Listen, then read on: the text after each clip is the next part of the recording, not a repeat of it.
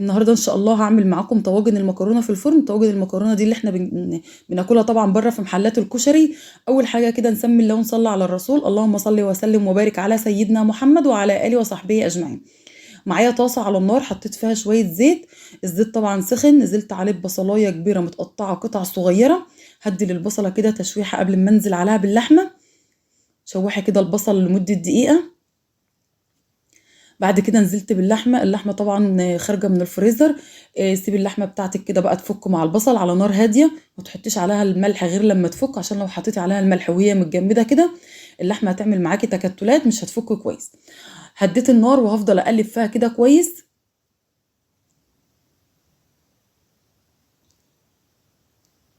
خلاص بالشكل ده كده اللحمه خلاص فكت معانا. بعد كده هنزل عليها بمعلقه صغيره من الفلفل الاسمر، ومعلقه صغيره من البابريكا، ومعلقه صغيره من الملح. مش هنحط بهارات اكتر من كده عشان ما تغيريش طعم اللحمه. لما بتحطي بهارات كتير على اللحمه بتغيري الطعم بتاعه. وبعد كده نزلت بواحده فلفل حامي كده. ممكن تحطي فلفل بارد او فلفل حامي، دي حاجه ترجع لك انتي. قلبت كده اللحمه كويس. قلبي كده وادي للفلفل معاه تشويحه. وبعد كده هنزل عليها بمعلقه صلصه. صلصه بس عشان تغير اللون بتاع اللحمه. وهقلبها كده كويس وههدي عليها النار تتعصج. خلاص كده تمام. معايا حله كده خدت فيها شويه من الزيت، وهنزل بيها فيها كمان ببصل متقطع قطع صغيره. دي بقيه البصلايه اللي انا حاطه منها للحمه. هنشوح البصل بس مش هنحمره. هي كانت بصلايه كبيره، خدت شويه كده للعصاج وخدت شويه صغيرين للصلصه بتاعه المكرونه. شوحنا كده البصل. هنزل عليها بمعلقه توم صغيره.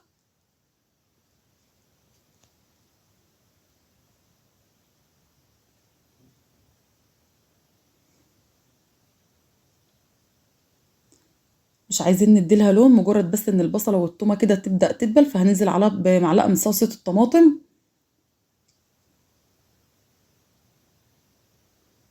نقلب الصلصه كده عشان تخرج المواد الحافظه اللي فيها. وبعد كده هننزل عليها بعصير طماطم.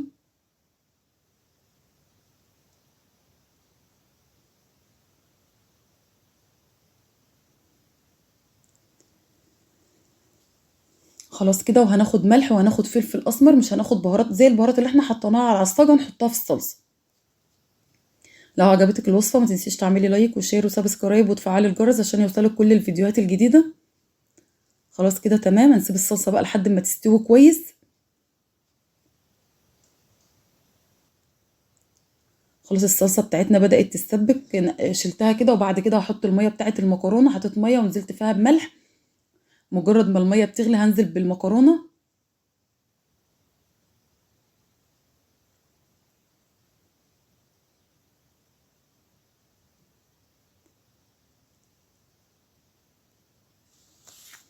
خدت كده كيس ونص من المكرونه، بس حسيت ان هي تبقى قليله فبعدين نزلت بنص الكيس التاني، يعني خدت كيسين من المكرونه. قلبتها كده ونزلت ببقيه الكيس التاني.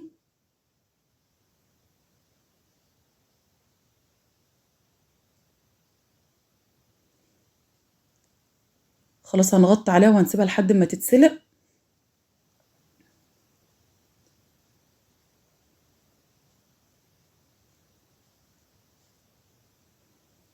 شايفين زي ما قلت لك الطريقه بسيطه وسهله واكله سريعه، مش بتاخد معاكي وقت خالص.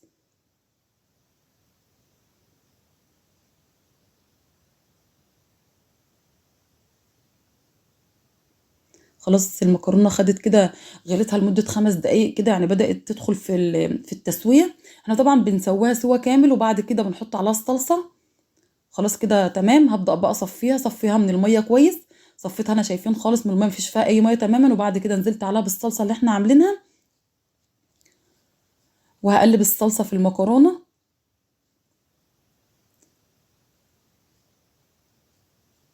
انا طبعا خلاص النار كده اتفصلت، النار مطفيه.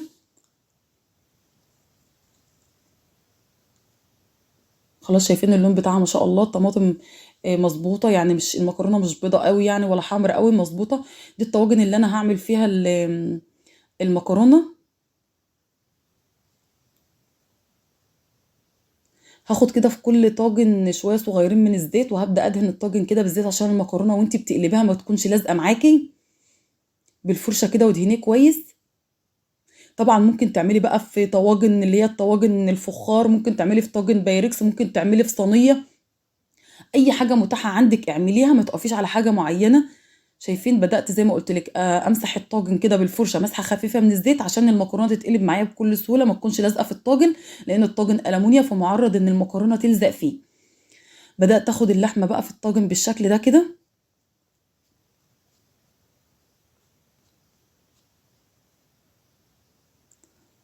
هبدا اضغط عليها بالمعلقه.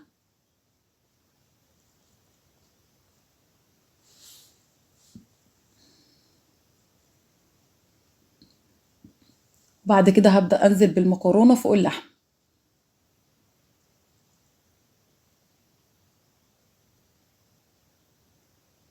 الطاجن ده ما شاء الله حجمه كبير، يعني بياخد معاكي كميه كبيره. وانا كمان ما مليتوش لحد الاخر كده، يعني سبت كده فاصل فيه.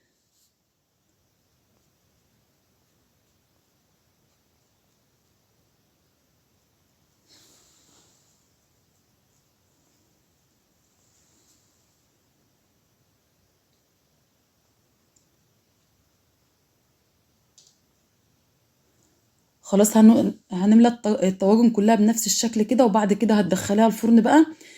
يا دوبها بس هتشمع في الفرن، مش هتاخد معاكي وقت كتير خالص في الفرن. هنرصها كده على صينيه وندخلها على الرف اللي في النص. مجرد ما تاخد التشميعه كده في الفرن هتخرجيها، لان طبعا اللحمه مستويه والمكرونه كمان مستويه، فمش هتاخد معاكي وقت كتير في الفرن.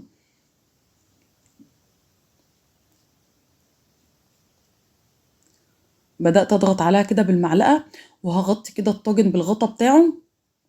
طبعا الطواجن دي احلى حاجه فيها انك مش بتحطي بقى ورق فويل ولا حاجه يعني بتغطي بالغطا بتاعه. بتختلف بقى لما بتيجي تعملي بطاجن فخار، لازم تغطيه بورقه فويل. خلاص كده تمام، هندخلها الفرن كده بعد ما خرجت من الفرن. بس كانت سخنه جدا طبعا.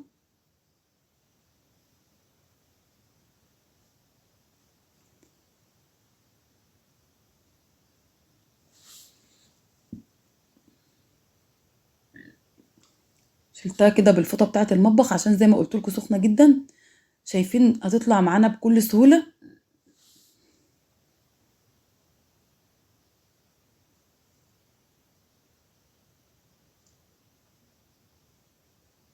شايفين ما شاء الله خرجت معانا سليمه، مش فيها حاجه مكسوره خالص ولا اي حاجه، عشان احنا دهنين الطاجن.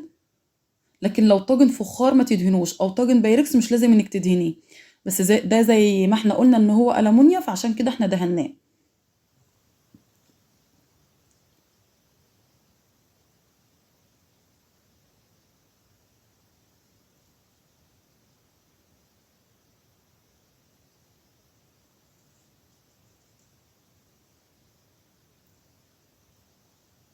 خلاص كده تمام.